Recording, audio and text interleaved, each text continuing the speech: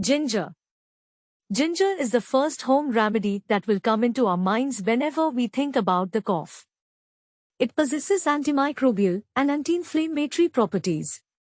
It also helps boost immunity and relieve the accumulated mucus in the respiratory tract. There is evidence that ginger may suppress the cough reflex by relaxing the smooth muscles of the airways. Ginger may be found in many food items and teas.